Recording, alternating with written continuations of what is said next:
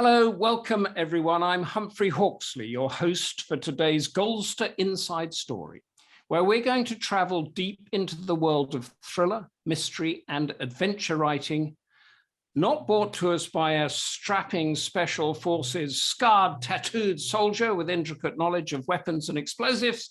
Not at all, no. In the next hour, we're going to be learning from my elegant, athletic, and super active guest, who's joining us from early morning Toronto, Canada, and has successively and decisively moved into the once male-dominated world of action thrillers to create a compelling lead character, Thea Paris, a hostage negotiator whose business is saving lives and stopping the bad guys and the bad girls. The Freedom Broker and Skyjack has been praised by the greats of the trade, Lee Childs, James Rawlings, James Patterson, and others, and the show gets better and better because my guest is also a fount of knowledge of how books sell, what people are reading, and why. She is the executive director of the star-studded New York annual event Thriller Fest, where the great and the good gather to discuss their trade. Writing is a solitary task. Thriller Fest is the jamboree, where writers like Frederick Forsyth, David Morrell of Rambo fame, George Martin, who created Game of Thrones, hang out and chew the grass, as they say. All that is coming up, so welcome KJ Howe, or Kimberley Howe, to Goldster Inside Story. Well, thanks you for the wonderful welcome, Humphrey, and I might have a few scars that I would have to admit to. Oh my God, oh, and I am corrected right at the beginning of the show. Now, do we call you, or do I call you KJ or Kimberley? You know what, either way is lovely, whatever you prefer. And just, I think we have spoken this before. You chose KJ because you wanted to be gender free when you were publishing. Is that right? Yeah. So, you know, as you mentioned, my type of novel appeals to really both men and women. And my agent recommended writing under initials because that way, when people pick it up, they just really don't think about, like you said, the gender as much as what is the story about? Does it appeal to me? Do I love international thrillers enough to dive into this one? Yeah.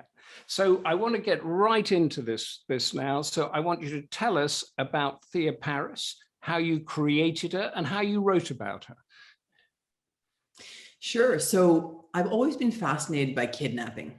I grew up, my dad worked in telecommunications and I lived in Africa, Puerto Rico, Saudi Arabia, you know, all over the place. And I had a very eclectic upbringing. And you know, I was always the foreigner in the foreign land. I had this feeling of this sort of shadowy world of kidnapping, and much crime fiction focuses on murder, right? A lot of, you know, there's a murder and they try and solve it. For me, I felt like kidnapping was fascinating because it's a purgatory of sorts. You're alive, but you're not really living. You're stuck in this frozen bubble where everything is beyond your control. You're dependent on others for everything from toothpaste to, you know, your meals and what you do with your time. And I felt that that was something that I wanted to dive deep into. And so I spent the last 7 years researching kidnap and ransom. Good grief, 7 years. So you talked to people who had been kidnapped and people ransomed, people who had kidnapped and people who negotiated it. You did the whole. Yes, yeah, actually, it's really changed my life, to be honest with you, this type of research. I can now, you know, count some of the top kidnap negotiators in the world as friends, and that has been pretty special. And they've really been kind and open up to me. I also have a wonderful friend that you guys might know named Peter Moore, and Peter was kidnapped in Iraq. Yeah. And, you know, Peter and I have spent many, many hours together talking about his experience, and that has been a very, you know, emotional and thought-provoking one. Take us through that, because I want to cover all three of those, if I could. Take us through being kidnapped, from that moment that I'm sitting here, you're sitting there, and suddenly a sack goes over your head and your life changes. Well, Humphrey, just in case you're interested, there are companies that are willing to do that for you. We do that at the BBC. We have hostile environment courses. So I've been fake kidnapped, yes, but you know that it's fake. But yeah. Although I'm sure in the moment it feels very profound and real, because at the end of the day, you know, when your freedom is taken away, and as you mentioned, you know, the first thing kidnappers want to do when they grab you is they want to establish dominance. So you couldn't expect, rough treatment, maybe even a beating, depending on, if you're male or female, what their goals are. And they really want to take you out of your element. So really, this sort of only time you can make an escape is the abduction period. If you can yell fire, not help, but fire, because people tend to pay attention to that, and then run like crazy and trying to get away from them, that's the best time to do so. Once you're in their captivity, it becomes really difficult because, of course, there's guards. So you've got just a few seconds, really, haven't you, between the street and the car, or whatever, the street and the van, or whatever it is. Yeah. Exactly. I think what's really intimidating about kidnapping in today's world versus in the past is, when they would sort of stalk people to get them and learn their sort of habits and where they go, what time, they used to be able to, sit outside your house or your workplace and watch. These days, with all the technology available, they can just study you on Google Earth, or, sit in their Barcalounger and watch your habits. So I think really what's key, if you are in abroad, let's say somewhere where there's a dicey situation, is to vary your habits, vary your routes to work, and be unpredictable. I think that is the best thing you can do for yourself. But if you are kidnapped, I think key thing, and this is what I dove into big time with Peter Moore, is to keep your mind alive, because one of the biggest things you face when you're kidnapped is boredom. You hour after hour sitting there alone, worried, lonely, wondering what's going to happen. You wake up every single day not knowing if this is going to be the day you're going to be set free, or the day, where you might be killed. And I think that kind of, on the edge is very, very challenging. So how long to, before your mind starts changing, if that's the right word? Because, we've heard about the Stockholm syndrome, where you befriend or get to know your kidnappers, where you're irreversibly changed by your experience. Well, I wouldn't say there's a time frame, Humphrey, more as some people are more susceptible to having kind of kinship feelings with their kidnappers than others. And the main thing when you're kidnapped is don't be an extremist in either way. For example, don't be a welcome mat, completely like milquetoast and just do, almost do everything they say. Stand up for yourself a little bit, but also don't go to the other extreme and be so challenging and difficult that you become someone they want to make an example out of. Yeah, that's and we've got a question in here from Jim Darlis, I think it is, and this is about the motive for kidnapping. You talked about your friend Peter Moore, who's kidnapped in around the Middle East, and then there are people in Latin America that are kidnapped. Is it and the question is this: is that the kidnappers kidnap rich people for money? Is that the predominant motive, or are there other ones? So kidnapping is actually a very broad, canvas. Yeah. And just to give you a sense, there are obviously kidnapped for ransom, which is generally criminal gangs, who want to make money and provide. But that said, terrorists these days have been doing a dual kidnap kind of program where they're kidnapping for, political propaganda, right? And sadly, as you know, journalists who are kidnapped, for example, by ISIS are in deep trouble because they often want to make videos. Whereas kidnapping for ransom for them is a way to have income. With some of their oil supplies drying up, they've turned to kidnapping as a way of making income. So there are many, many motives behind kidnapping, including there's something called tiger kidnapping. And that is when you basically have someone, let's say, who works at a pharmaceutical company or a bank, and they have access to a formula or codes or something that the kidnappers want. They'll quite often kidnap the family of this individual, hold them hostage until they cough up that formula. Right. Yes. So there are all these sort of and then the ISIS thing that or the Middle East or the Taliban stuff is it's sort of kidnapping to make money, to have a victim of the West and a journalist. So there's a whole raft of things around that, isn't there? Yeah. There's even, like, for example, in Mexico, there was this trend where they were having express kidnappings. So they would grab someone at about 11:50, p.m. And they would have them take out the full daily balance. They'd keep them to 12:02 p.m., have them take out the full daily balance at the ATM the next day, and then release them. So that was kind of like a quick cash grab of basically kidnapping and extorting somebody. Okay. Now, and the kidnapper themselves, are they, whatever their motive is, do they have the similar system? I mean, we've gone from, but there must be sort of a professionalism instilled in there for them to get it right. Well, that's a really good question. At the end of the day, there are a wide array of kidnappers, from the most clumsy, inept people that are just trying to make a buck, to incredibly sophisticated kidnappers who run their organization like a terrorist group. In other words, there's a brain at the top of the cell that knows everything, but every other person involved doesn't know about the others. For example, there'd be an abduction team, there'd be a guarding team, there would be a ransom drop type team. So this is the way it works. And I find it really fascinating that the most sophisticated of kidnappers really are intelligent criminals. Okay. And have you met a kidnapper? Was that part of your research, or did they avoid you?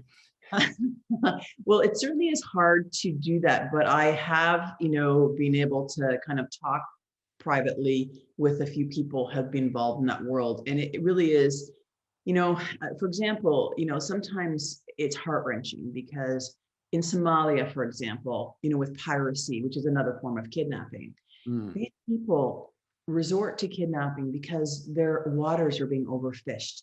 They have no way of making an income. A lot of failed states have this issue with their security and police as well. If they cannot make money to put food on the table for their families, they turn to kidnapping as a way of making a living. So they're reluctant kidnappers, if you were. Okay, and there was a film about that, wasn't there, with Tom Hanks? And it started on the beach in Somalia, showing their poverty, and then they went to kidnap the freighter. What was the name of that movie? It's Captain Phillips, I think. That's right. Yes, that's absolutely right. So now I want to get on to the negotiator, because this is your character. So tell us how that negotiation starts, and then tell us how you created the character. Sure. It's a fascinating process, and you can imagine you must have nerves of steel to be a kidnap and ransom negotiator. For all out there in the business world, when you're negotiating contracts, this is a contract for someone's life. And one of the key things that you have to make sure you have in a kidnap negotiator is someone who can de-escalate, someone who can, be not rattled at all, no matter what's happening. The kidnappers are going to push your buttons. They're going to hang up at the wrong time. They're going to refuse everything you ask for. And you have to be super patient and just kind of plod away. And, unlike fiction where things have to happen fast for it to be exciting, kidnappings can last, from days to weeks to months to years, as you know. And I think the key thing is to really focus on the long-term goals. And one thing that might surprise people out there is that the kidnap negotiator, my character Thea Paris, for example, doesn't do the actual negotiating herself. She chooses a family member from the hostages group or someone, a family friend, someone that she would feel is unflappable, intelligent, capable. And the reason for that is the freedom brokers, or kidnap negotiators, are intensively there for about 3 weeks, 24/7. And then they switch out, because that intensity, if you try to work with that for a long period of time, will create a lot of burnout and be exhausting. Now, there are times where you stretch it out a bit, but by having that dedicated family member doing the actual speaking, and don't get me wrong, the kidnap negotiator is there, has a whiteboard, writing things, directing, controlling everything. But having that one point of contact with the kidnapper that's continuous is incredibly important. When you say the whiteboard, that's where they're sort of holding something up with different options of how to respond to different questions, and everybody's listening in to the phone call. So they put something, and then there's a specific answer which helps it along its way. Now, you as a child were raised all over the world, is that right? And that's fed into what you're writing about now? Yeah, I've always been an avid adventure travel person. And, for me, it was a natural inclination to go towards international thrillers. I find, the settings fascinating. I like to visit wherever I write about. And that's half the joy, as you do, Humphrey, so well in your books. And I think that, there's a sense of authenticity you get when you visit the locations and do the research that you need to do. Like, I don't think obviously all of our research can go into our novels because it would become more of a textbook. Yeah. But I think having that background hopefully gives a feeling of authenticity that you really are learning something. Because I don't know about you, but when I read, I love to be entertained, but educated as well. Yes, and you're absolutely right about putting too much of research in, because then it bogs down the story or the plot, which brings me on to just encapsulate for us both of the Thea Paris's books, the top line of The Freedom Broker and the top line of Skyjack. Sure. So Thea Paris has a very personal motivation for becoming a kidnap negotiator. She watched when she was 8 years old as her brother, who was 12 at the time, was kidnapped. And, he did come back, but he was forever changed by that. And that is the powerful personal story behind The Freedom Broker. Right. Okay. In the second edition, which Skyjack, which is flying right behind me here, and this is, by the way, the US cover, and Humphrey has the UK cover. We're going to move on to the marketing of books later, and I'm going to show everybody the UK cover, which is on, I saw it's on a special offer at the moment. I don't know whether you you got them to do that because of the Goldster, but they can buy it for $1.99. So the links are up there. So anybody that wants to buy Skyjack right now, you can just do that by pressing the button. Sorry, Kimberley, go on. Oh, no, that's lovely. Thanks for the kind plug. But Skyjack, I've always been an avid fan of flying. My father was a private pilot. He was really into aerobatics. And, basically they would do things like release balloons out of the plane window and then try to see who could cut the most cuts and pop the most balloons. So yeah, this is sort of the wild and crazy world. And as a result, I really felt like setting a book partially in a plane would be a fascinating way to do it, because a plane is such an incredibly kind of intense place. You can't escape, right? You're in this plane, and how do you do it? And I really enjoyed, the research into the history of plane safety, as well as, how do you, let's say the actual bad guy is in the cockpit. And, we have such protections after 9/11 about entering the cockpit. But if you read Skyjack, you'll learn how. Yeah. You're not going to tell us, are you? You're not going to give those tricks away, or is this that the bad guy is a sleeper pilot that they thought might have been on that Malaysian Airlines flight? One of the many theories, that he's a bad guy all along and just then is told to run the plane into somewhere.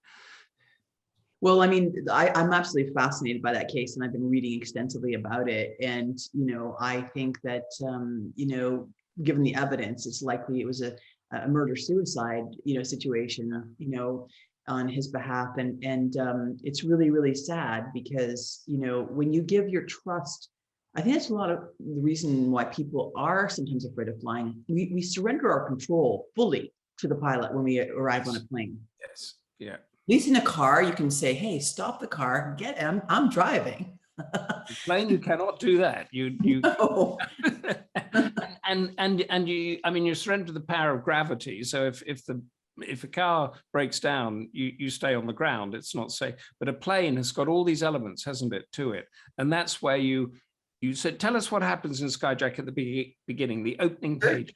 So Thea Paris is she's got this background in Africa as well. And she's taking two young orphans to London, England, where they're going to meet their adoptive family when things go absolutely wild on the plane. And the commercial plane, is it? Yes. Yeah. And she's got to cope with everything from turbulence to someone up front not having the best interests. Right. Yeah. Okay. That's it's a great read, because I must admit that I have read it and I loved it, which is why we're doing the show, partly because it's great. Which gets me onto this. I mean, you with your international upbringing, and Thea Paris, and a lot of people ask us, how much of you is in the character? How much of the character is not you? Well, Thea Paris is so much braver than I could ever be. You know, it's really fun. I think any author that says that none of themselves is in the character is probably in denial, as you know, Humphrey. I mean, you just can't help but input that. It's sort of a cathartic process when you write, and you input that, you know, your life and your concerns into the book. But, you know, I tried to, you know, do everything I could to get into Thea Paris's mind by doing some, you know, training in the Phoenix Desert on hand-to-hand combat and knife skills and shooting, so that I could really bring authenticity to the page again with respect to that action adventure. Right. But also, you know, I've traveled all my life, so I felt that was a really natural fit, you know, for Thea's lifestyle. Kidnap negotiators have go bags where they have a bunch of stuff that just ready to leave on a trip at any minute. So as soon as they get the call, they head off to the location. Do you have a go bag? Well, you know, I have in the past, not right now because COVID. I don't think anyone's COVID grounded us all, but do you have that sort of psychology, as it were, to grab and go if something is necessary?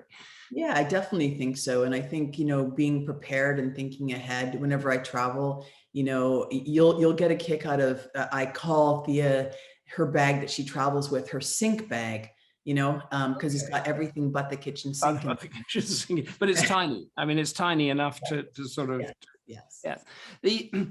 But you decided, I mean, you're the executive director of Thrillerfest, which we're going to discuss in detail in a few minutes, but you have a broad range of thrillers and what sells, what doesn't sell. You went into the international thriller genre, didn't you? When you could have done a cozy Toronto mystery, or you could have done something, a Lee Child sort of, you know, organized crime thing, but you chose this genre. Why was that? Well, I've always been a huge fan of people like Wilbur Smith, you know, Clive Cussler. I really enjoy action adventure, but with a really like powerful insight into character as well. Because, you know, for example, like we talked about, Thea comes from a very dysfunctional family. So I really wanted to tie together the intimate aspects of character and family with an international intrigue. Because sometimes, you know, when you read these kind of big blockbuster international thrillers, you don't get, you know, an insider's view into the character and their life and their family. So I felt like I really wanted to blend those two together. Right. Okay. And that was and that was the course that you set on for that. Is this now your career, or are you going to move off into other things? I mean, a lot of authors do that. In fact, I was looking down what we've got coming up, and there's an author that did crime and now historical in that. So is this what you're going to keep doing, Thea Paris, keep doing international thrillers, or not? Well, you know, it's funny. I really don't believe anyone should ever write to market, because you really need to write the book of your heart. So if anyone out there is an aspiring author, you know, you've got to listen to your passion because it shows on the page. At the same time, you can't, you know, as a business person, avoid the market. And lately, you know, international thrillers haven't been as in demand as more intimate domestic psychological thrillers. And I think the reason for that is that our world today is an international thriller. Just think about, you know, the pandemic, like, you know, there's been books like thrillers about that. And now it's happening in real life. The war in Ukraine, this is happening in real life. So I think sometimes people want to escape in their books to a very different, more intimate environment. And that's why I think that domestic thrillers, like, and what I mean by that is like a Gone Girl story. I was going to say, was that was a sort of turning point when that took off, or Girl on a Train was another one, wasn't it? Yes. In fact, I think somebody did a whole thesis about books with girl in the title, how much they sold. But yeah, I should have named the book "The Kidnap Girl." Oh right, yes, possibly that would. There we go. But so just sticking with that sort of publishing trajectory, I remember Gone Girl coming out. I also remember Da Vinci Code coming out, Yes. and that seemed to sort of tip everybody into one direction. Then Gone Girl tipped into another direction. Have we had a tip into another direction since then, or is it still sitting with the Gone Girl type of psychological thriller? I think When the Crawdads Sing is another tick. It's a book that's been on the bestseller list for, I mean, years now. I think and I think that has definitely, put things in a slightly different direction. And that book, Tell us a bit about Crawdads. sure. Well, it's about a young woman, who grows up in, without really formal education, and kind of in a swamp type environment. And she's really passionate about the flora and fauna and the everything that's in that environment. And she becomes, and I don't want to ruin the story, of course, but it's really, there's a murder mystery element in the book, which makes it, quote, a thriller. Yeah. But the more key thing, I think, is it's almost like a coming of age story. Okay. And how someone develops into who they want to be and learns about themselves through relationships. Yeah. And like I said, I really believe that all of us, with so much stress outside in the world today, we really want to go intimate and sort of dive into someone's mind and become them for a while and live vicariously through the book and understand what their journey is. It's a great form of escapism. So it's not, I think when I had first published 25 years ago now, the publishers ran the things, get behind the headlines, strip right from the headlines, read Humphrey Hawksley because of this. But that's not what people want now, because they don't want to live those headlines. Yeah, I mean, I think everyone is living the headlines, sadly, given the stress of our environment in the last 3 years. But escapism is such a wonderful thing. And that's what books deliver to us, that we're able to go and live vicariously and experience something in the character's life. And we can leave our own troubles behind. And I think that's the best gift you can give a reader, is to give them those hours of escapism. Yes, and Anne Knox reminds me, and I was about to say it, is that Goldster, we did Crawdads with Lucinda in Goldster, so we hit that on the we did that one, and I'll mention to Lucinda that you think that's another turning point that brings us on from Gone Girl on that one. I wanted to go now to, because the secrets of the trade and who buys what and when, and I want to show everybody this against the backdrop that we're seeing there. So this is the British one that they decided to bring into blue, and a totally different cover, actually. I'm just looking at them. There's no sun, there is a plane in it. And yours is yellow. What is the thinking? Is that the American market and the British market are totally different, or what is it? Did they discuss it with you? 100%. So usually each author, depending on which country you're being published in, will design a cover that they feel will appeal to their market. Yeah. And the American, and this is my cover for the North America, Canada, where I'm from, and the US. And you can see that they really strive to, if you looked at the Freedom Broker, you'll see it's the same font. They want to have branding. Also, right. On the Freedom Broker cover, there's beautiful Mediterranean blue, and with the yacht on it, and smoke's coming from the yacht. So I kind of think of myself as, the smoke coming out of something girl, on my covers. Something's coming out of the Kidnap Girl. Yes, exactly. Smoke coming out. This is good. I'm going to use this title on the next one. The Da Vinci Kidnap Girl, we'll call it. Exactly. I love it. But the UK publishers are incredibly intelligent, and they understand what appeals to the UK market versus the US. And for some reason, if you don't mind holding it up one more time, Humphrey, you can see that there's a shadowy figure there on the bottom right. Yes.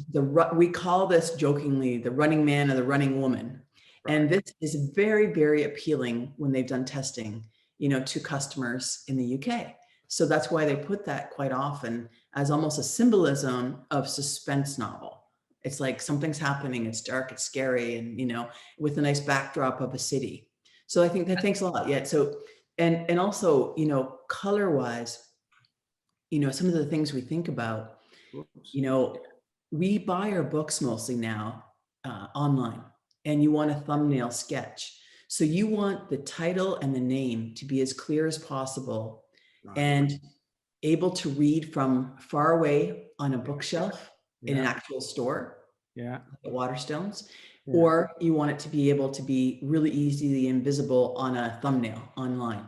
So that's what they really try to make things happen. You see a lot of different titles now that are long and written in script, and Yes. those are very challenging to read when you're online. So just to read the blue and the yellow. Yellow Mhm. is an American market and blue is a British market. You know what? I think that many colors work in both markets. I think that the British went for the blue because it looked very moody. Yes. And I think the Americans went for yellow because it was really eye-catching. Yeah. It's interesting. We just done a cover thing for my new thriller, Ice Islands, which is out later this year. And there were two. There was one of this type of figure here, stationary, looking out like that. And there was one of the same figure running. Yeah. And they turned down immediately the stationary figure because they said it's too thoughtful. And in an action movie, you've just got to escape or pursue, and you haven't got time to ponder and reflect. And I thought that's a tell. And another thing, we had Mark Sanderson on, who's the Times crime critic, and this is looking at thriller, crime, mystery, and the rest of it. And he said, when you have this on the cover, that's thriller. You wouldn't have this in a crime novel. Correct. This is so tell us, what is a thriller, what is a crime, what is a mystery, how does all that work?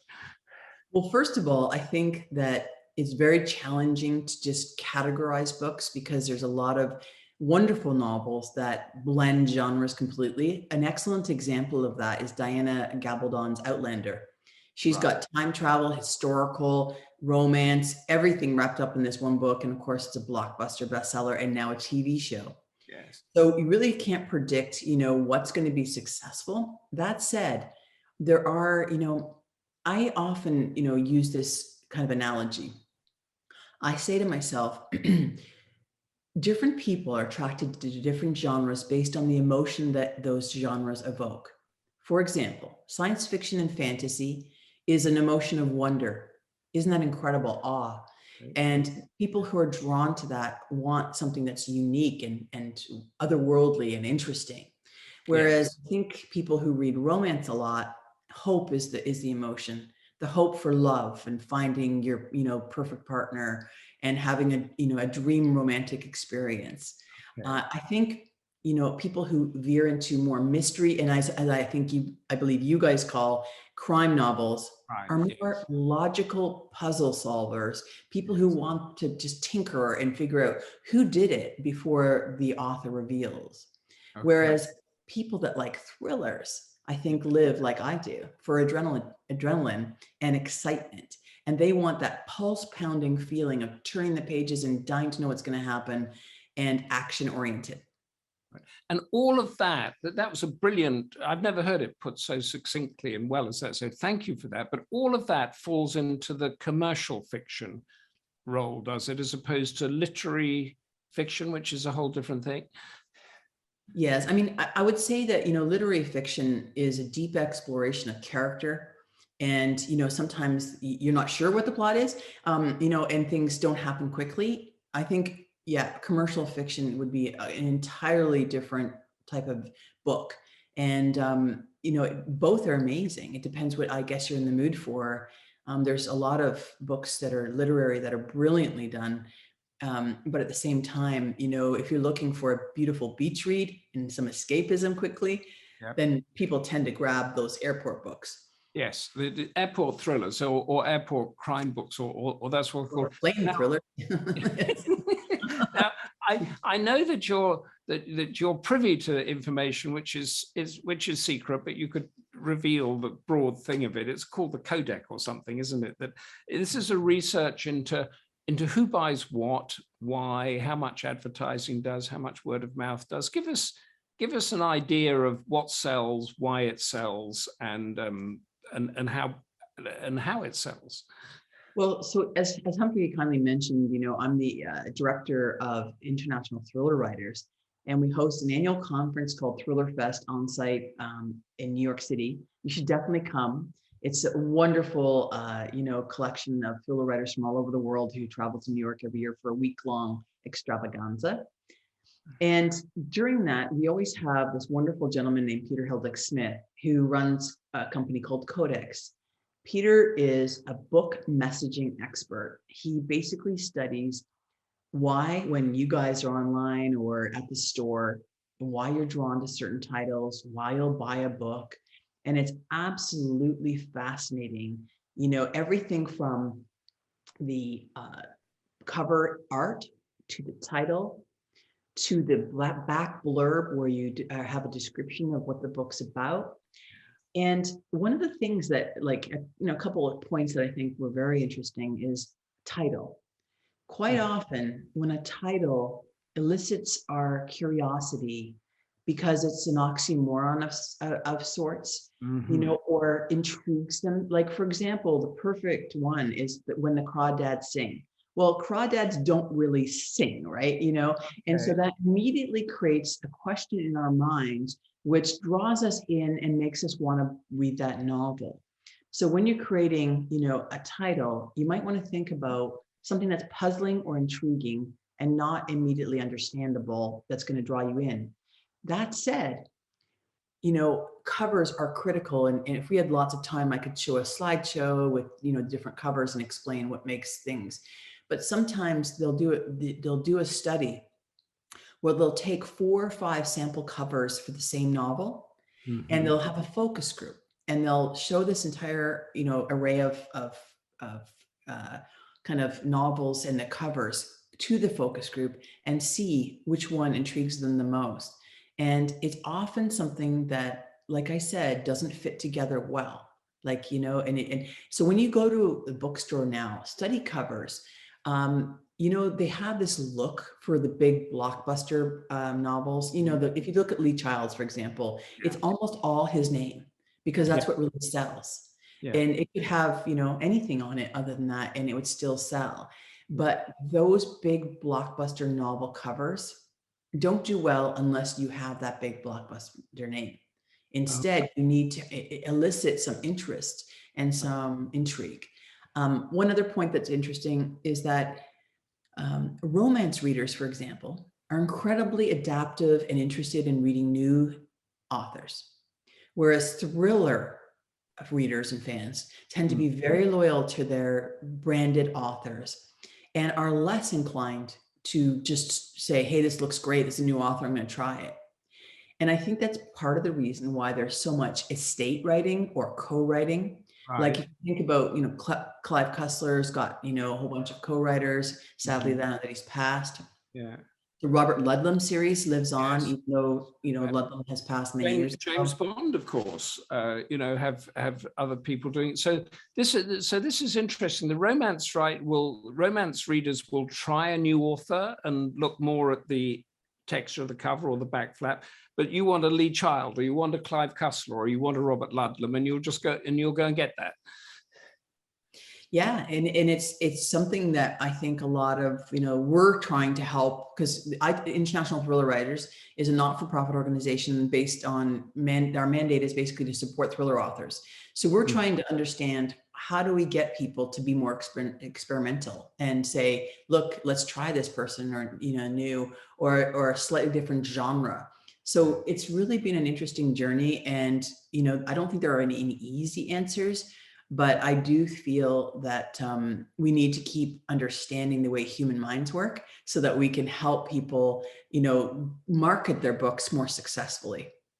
So now if anybody's got any questions about writing, about publishing, self-publishing, finding a publisher, Kimberley is the person to talk to because she runs Thriller Fest and all the experts are there. So put your questions in the chat and we will feed them into it, and your comments. And if you think we're both totally wrong and mad, just say it, and that's absolutely fine.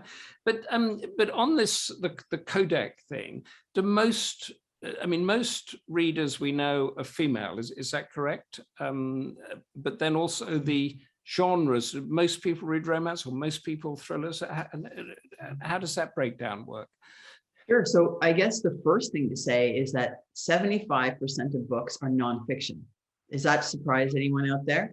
Yes, that So surprises me. yeah, like, right, business books, everything like it out there, kind of cookbooks, for example, anything like in that field.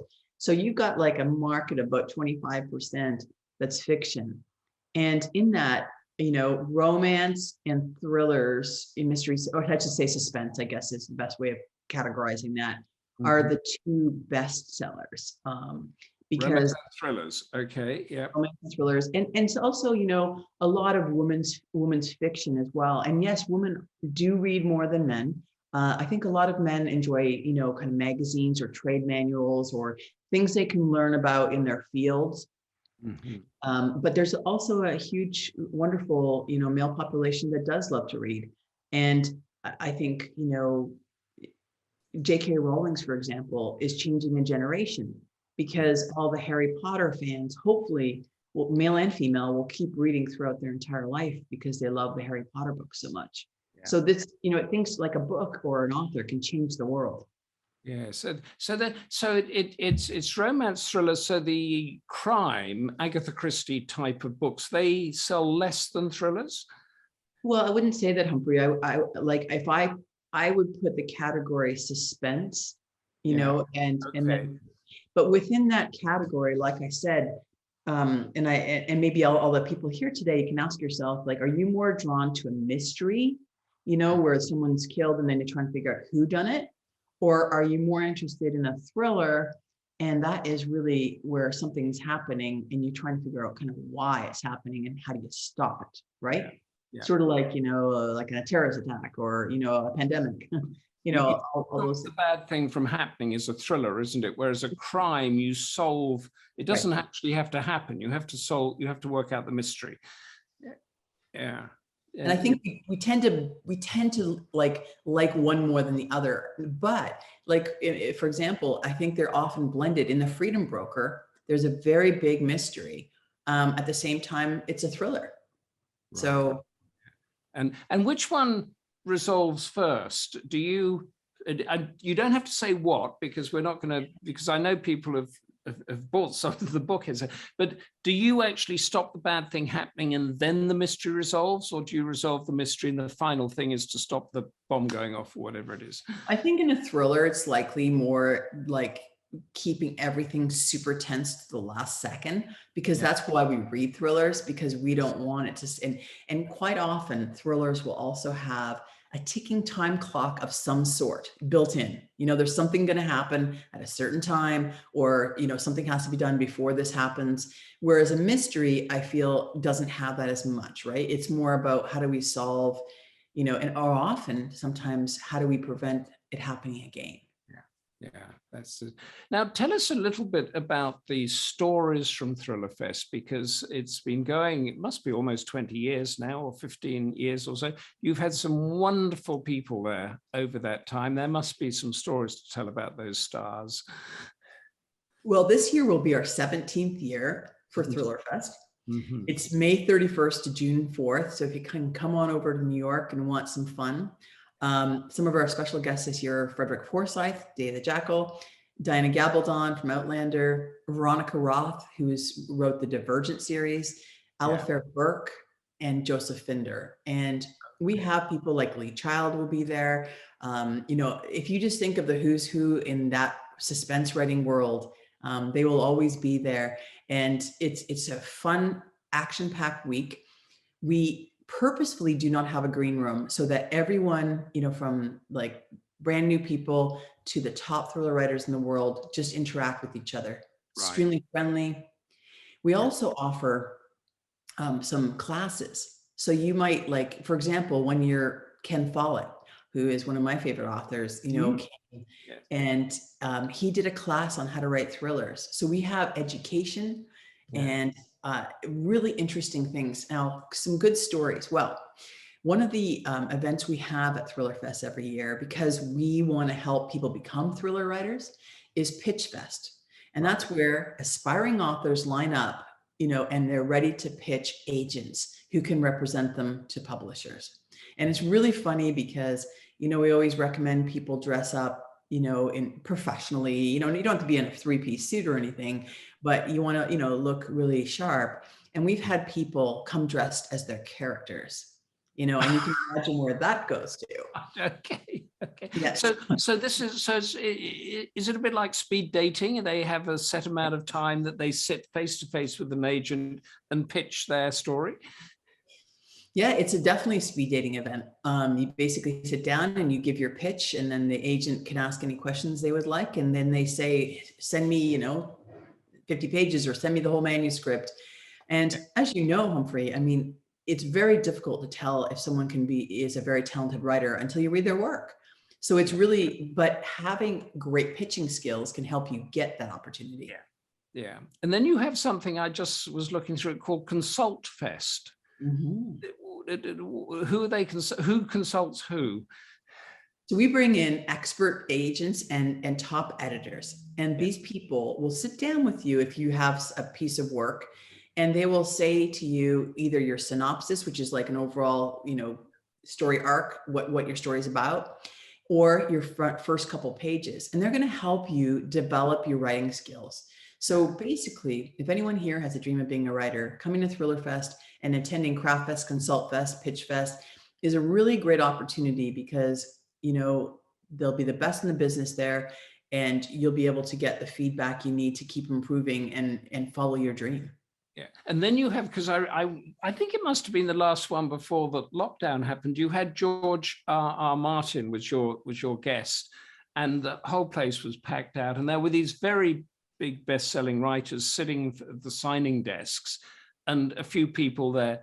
George R. Martin's ones went right down there, down the escalators of the hotel and out into 42nd Street or wherever it was in New York, all of them. And he was so busy doing it that he would sign the book, but he wouldn't dedicate it to a particular person because there wasn't time for that. I mean, it was an incredible sort of thing, but he also gave a very humble address, I think it was, and correct me if I'm wrong, packed room, of course, saying that he must have been around 40 and he had done a couple of books that hadn't done well at all. So he was sort of working as an estate agent and as a this and a that, and trying to work out what would eventually become Game of Thrones. Yeah, I mean, basically, there is rarely such a thing as an overnight success when it comes to writers. They toil, years often, writing and honing their craft until they hit on the story of their life. For example, Gillian Flynn with Gone Girl. She wrote Sharp Objects before that. She had a lot of experience as a screenwriter, but nothing was really hitting big until she hit on Gone Girl. And sometimes it can be like lightning, right? You're in the right place at the right time with the right story, and then it's just magic. But some people, just have to work harder and longer to get to that magic. And George R. is a perfect example. I mean, he was super poor and, really struggling and trying to write. He left novel writing completely because the, rejections he got from that novel that was very, very unsuccessful was basically saying, you're a bad writer. And there's such deep irony there, that now he's probably one of the best-selling authors in the entire world. And I think the lesson to be learned is that writing is incredibly subjective, and that perseverance really pays off. If you believe in yourself and your writing, don't let anyone stop you from following your dream. Keep doing it and keep doing it. And David Morrell, the creator of Rambo, he had huge problems both with that and then with the Hollywood version of it, didn't he? Mm-hmm. Well, yeah, and actually, ironically, Skyjack is dedicated to David Morrell. If you open up the front, you can see. I'm going to check that out as you're talking. I'm very lucky that it's a long story, but I basically, connected with David, and I wrote a feature on him, and he had said to me, "Wow, this is the most in-depth feature I've ever had written on me." And he said, "I'd like to mentor you." So David has become my mentor. And I don't think you could ask for a better mentor than the gentleman who created Rambo. And also, he's an incredibly intelligent man who is surprisingly, like you will be shocked, I guess, when you think of Rambo, but he's a professor of literature and is so well read in every aspect of, like you said, literary fiction and everything that he has done. And so he's a very gifted teacher, but definitely David had a lot of trouble.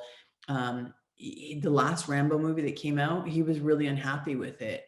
But when you sell the rights to your story, unless you work it into the contract, you do lose a bit of artistic license. Yes. I mean, as in the movies, it's sad because, like in the book, Rambo does die, right? Yes. Rambo dies. Everybody dies in the book. He lives on, and so, and a lot of people want David to write another Rambo book, because it was such phenomenal success. Emma asks, how necessary is it for new writers to attend some form of writing lessons? Do you think this is important or not, writing lessons?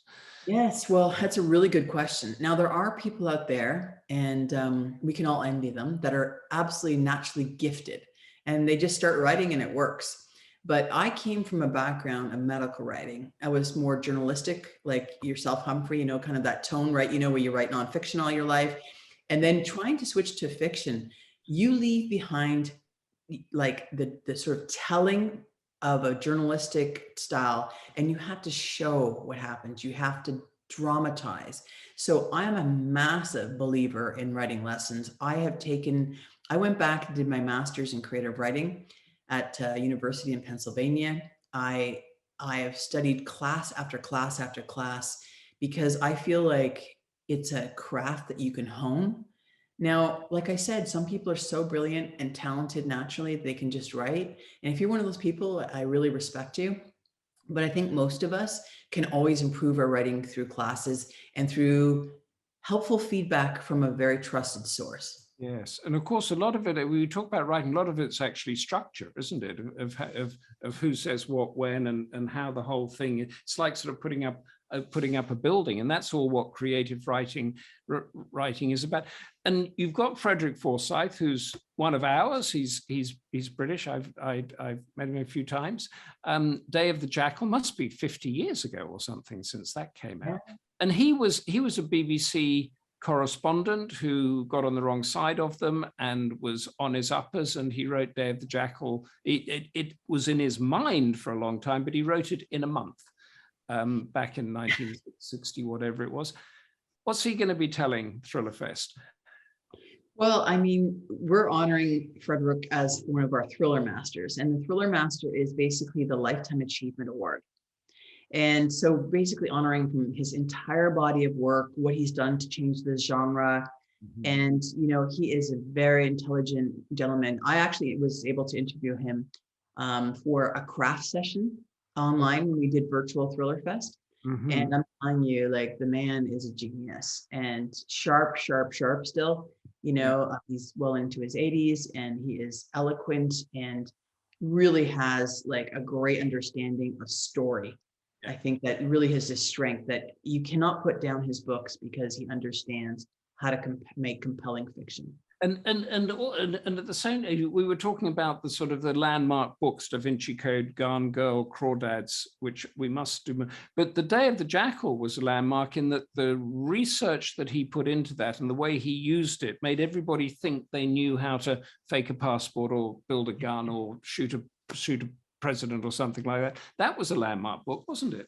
It certainly was. And like you said, there's always these books, like Ken Follett, I think, Eye of the Needle. I mean, The Pillars of the Earth, I think, was like, I have the deepest respect for Ken because if you think about it, he reinvented himself. Like he came out massively big as a spy thriller author. Yes. And then when he told, his publishers that he wanted to write this historical thing, I think they looked at him like, are you mad? We have success with this, don't mess with it. But think of the success of The Pillars of the Earth and the following books and what's happened. I mean, it's incredible. Yes, and his agent, of course, is Writers House, which is one of your sponsors, isn't it, for Thriller Fest? Yeah, and is it Otto Penciler that you've got doing the shop at the moment. So it's a great community you've got. Emma's saying, she asked the thing about how necessary, which writing sources to recommend? The internet is awash with courses. It's almost overwhelming. Can you put Emma in the right direction? Sure. Well, I mean, I'd highly recommend, if you want to write a thriller, we do an online course called Thriller School every fall. So keep an eye out for that. But it is overwhelming. You know, it depends. Like, I started out going to my local library and taking a course there. And then I went to my local university and took a course there.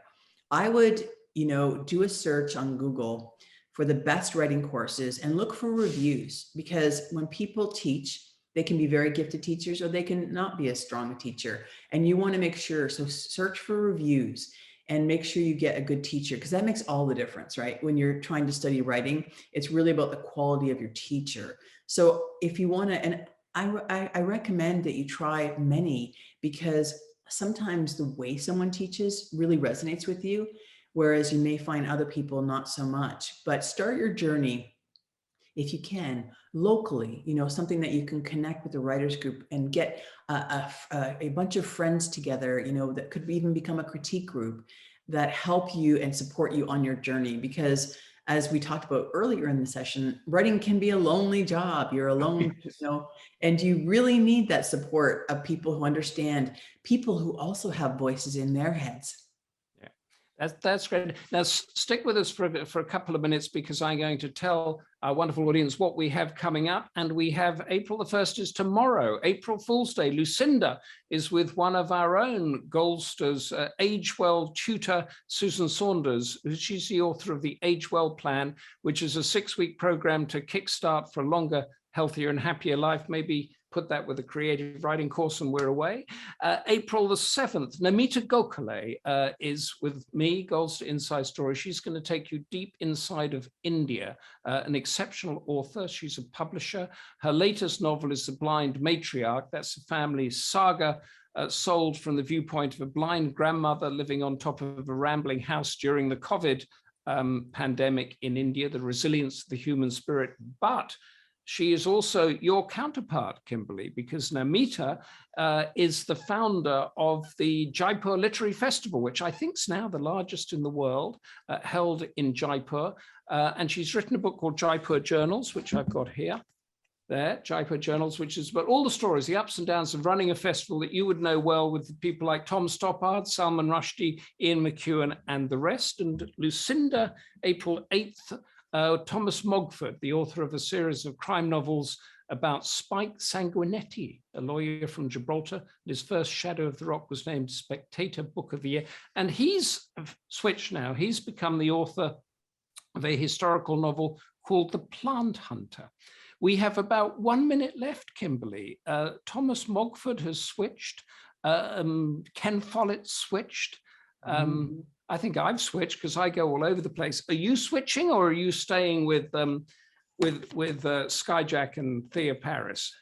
Well, I actually came up with a really fun idea that is definitely more psychological suspense. So I'm exploring that now. And I do think that the major piece of advice to give anyone that wants to write is adapt to the market, adapt to the changes in the things. What, you know, for example, legal thrillers used to be huge, maybe not so much anymore, right? Medical thrillers used to be huge, maybe, you know, and so there are trends, but also write the book of your heart. The book of your heart, but keep an eye on the market. We are out of time. Emma says, thank you for that. Is a brilliant answer, the recommendations you gave here. That's it, everybody. Thank you. The great Kimberley Howe from Toronto, a pioneering author of action-packed thrillers and a guiding hand of the industry through the International Thriller Writers, Freedom Broker and Skyjack. We put the links up there earlier. Buy them both. They're on special offer at the moment. That'll probably end as soon as the show ends.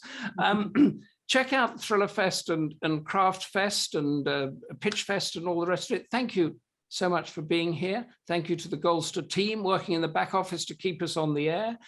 Thank you, Kimberley Howe, for taking us into the secret corners of the book trade. Stay involved, everybody. Stay active. And above all, stay safe. Bye. Thank you. Bye, Kimberley. Thank you so much.